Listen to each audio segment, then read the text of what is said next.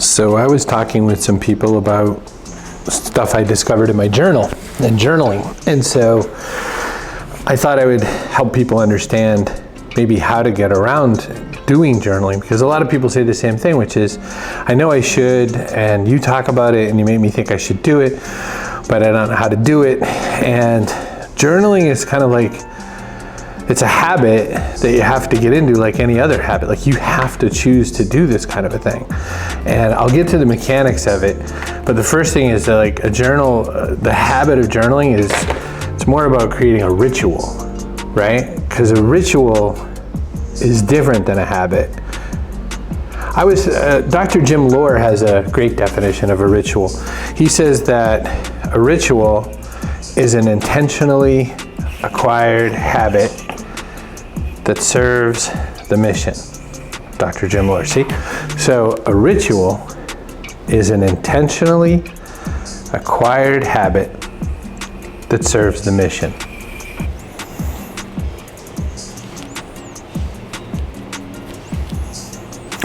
You don't need a very specific thing to do journaling, but I can tell you that there's a difference between when you do journals on paper versus when you use software. And someone's gonna have some reason why they do software. And I'll tell you two things.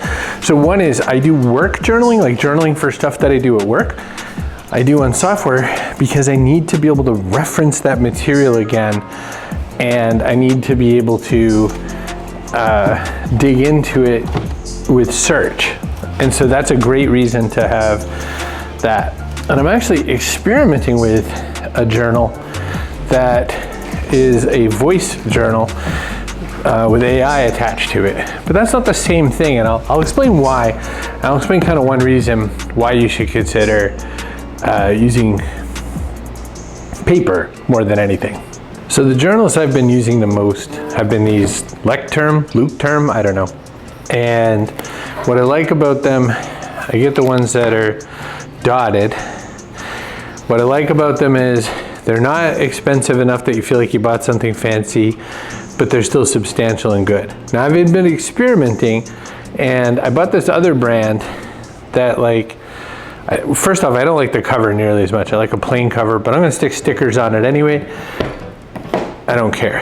This one was a lot less expensive, still dotted, still the same sort of A5 shape, which like if you see my hand, if I sprawl my hand out, it gives you a sense of what the A5 shape is.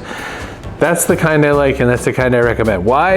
It's big enough that you can't take it with you, but it's small enough that, you know, it's not taking up a desk worth of space, and you can sort of write your lines and get your information in there pretty decently. It doesn't matter, but I'm giving you one to start with. Start with this. Don't buy something super fancy, because I'll tell you the secret of a fancy journal is you will not use it. And the reason I'm even experimenting with these types of journals is I bought 5 of these for about the price of 1 1/4 of the Lecterm ones. So if you know you're gonna do a ton of journaling, maybe this is the right kind. I really hope I like this journal though, because I haven't even used one, and I bought a box of 5 because it came as a set.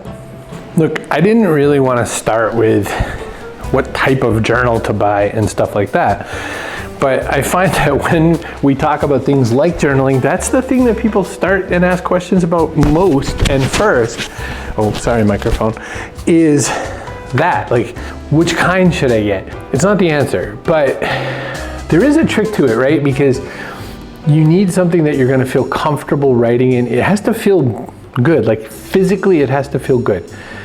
But let's talk about what most people need to know to really turn journaling into a ritual. I think what goes wrong is that we accidentally think of journaling as something precious. I have to put something very monumental in here for it to count as journaling. But it's not true. Journaling is a tool.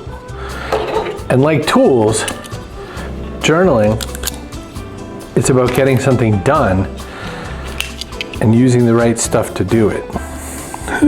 Can I do this? Yep, I did just what I thought I was gonna do. Scuffed my desk. A tool does a job. Oh, this worked so much better in my head. There. So we said it's not precious. We said it's a tool. What do I mean? There's a few different ways you can plug into your journal. You could do a bunch of different things with it. One is you could list gratitudes. There's a lot of people who do gratitude journals. Or you can put down a recipe, or you can gather a photo that you want to remember. I got this photo printer that makes 4x6s, and I put a photo of myself in my journal. That's, you know, on the side page. And so you could do anything with a journal. You could put receipts in a journal if you want. You could use it for whatever, because it's supposed to be a tool. However, let's talk a little bit about the thing I think it might do the best for you, and kind of why people were asking me questions about journaling. But the thing you can most use your journal for, and the reason I'm telling you to use your journal, is that you can reflect with it. You can write down how you're feeling about stuff in a certain day. You can write down decision-making choices. I've got to make this decision between this and this. You can, like the little T line that says, you know, pros and cons or whatever. But then reflecting. That's going back and looking at a week of your journals at a time, your journal post at a time, and saying, okay, what's my mood like? What's my energy like? What time did I go to bed? I've been putting what time I go to bed, and it gives me a sense of kind of how my morning's going to be, because I've learned that, you know, different times affect me different ways or whatever.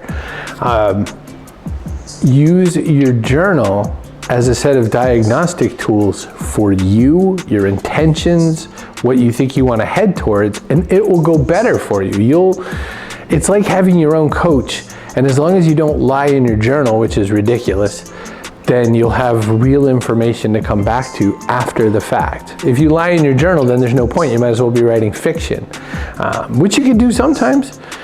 You know, another way to use the tool of the journal, I use it sometimes for manifesting, like that law of attraction stuff. I'll write, this is my future, I live in these things, and this is how my life works.